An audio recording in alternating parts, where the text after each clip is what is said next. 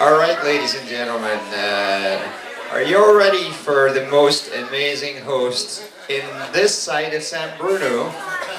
Ladies and gentlemen, please give a big warm welcome to Mr. Chris Springer.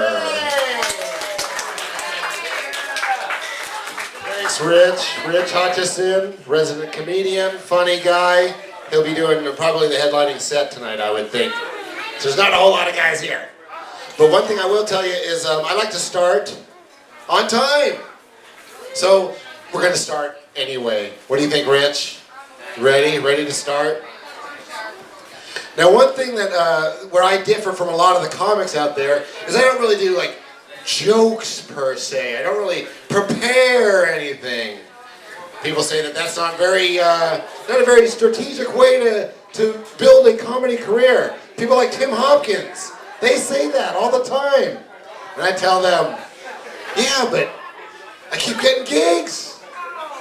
I don't know what to do.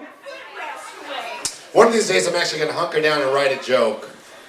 That's not true. I've done it before. It's funnier when I don't. That's why I just kind of wing it.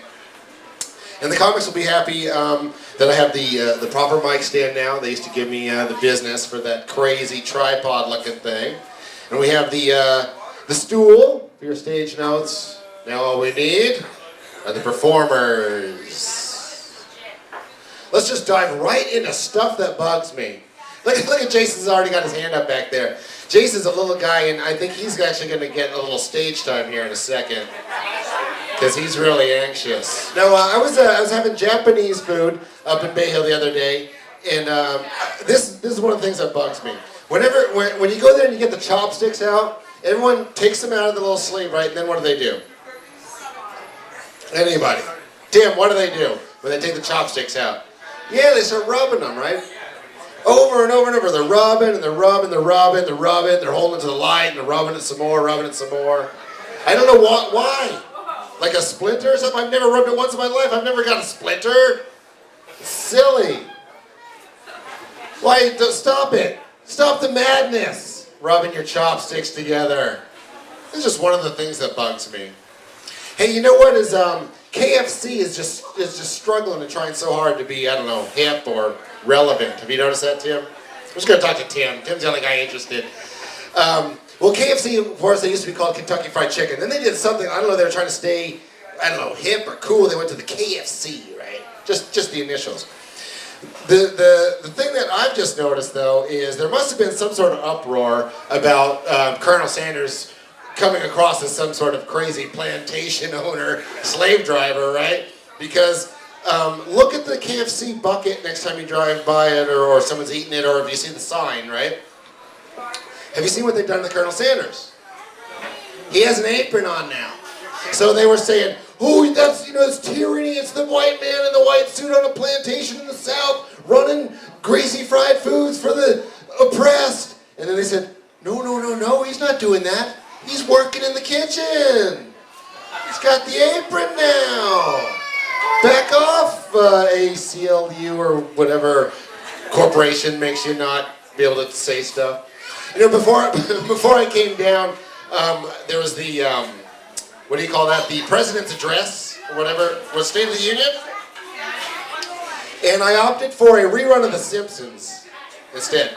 God honest truth. And my buddy and I were just talking about this the other day.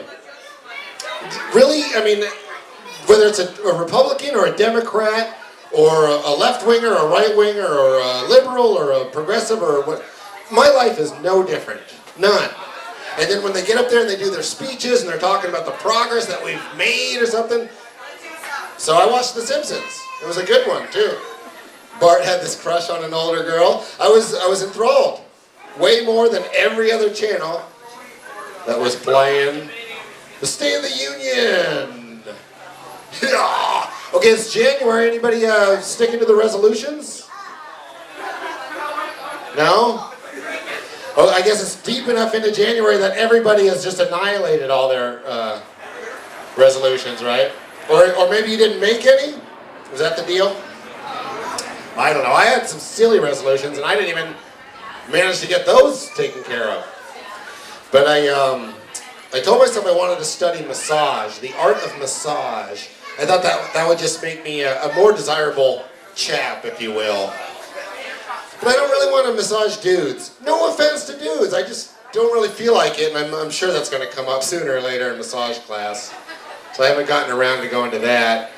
And I told myself I was going to buy a canoe. Weird thing, right? Anyway, so I was blaming it on the cold weather, the wet weather. I said, well, I can't get my canoe yet, right? Now it's beautiful. It's gorgeous. I'm still canoeless. I haven't gotten around to doing that. So my third and final resolution that I have not done is I'm going to drive to Fremont or Hayward, and they got a Sonic's burger over there. I'm going to eat me a Sonic's burger.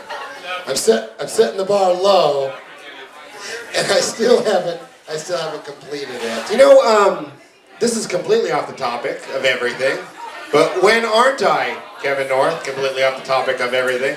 But that the picture of the Pope back there, I guess is John Paul II, right? Everyone on this wall's name is John, if you haven't figured that out yet.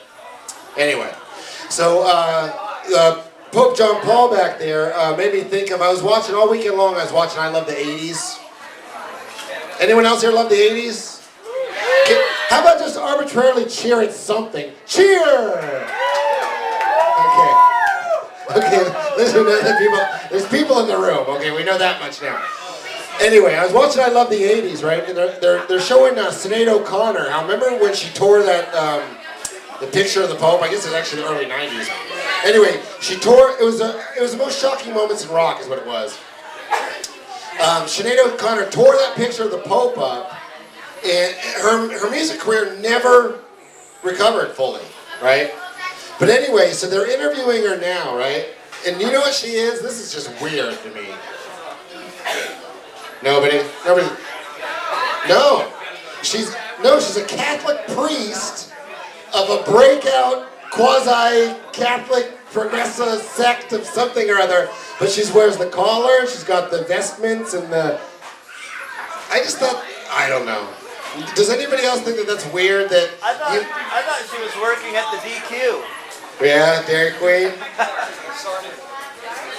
I don't know. I just thought that was just such an appropriate, conclusion to somebody that had ruined their career by ripping up a picture of the Pope and now become a female Catholic priest. Thank you. My first laugh of the night is from Chase. He doesn't even know what I said. I love this guy. I love him. Yeah, I started comedy for a little while with this guy who's sort of like a comedy guru, and he said, one thing you never want to do is say, yeah, so what else do you want to talk about? So going against what he said, I won't do that to you.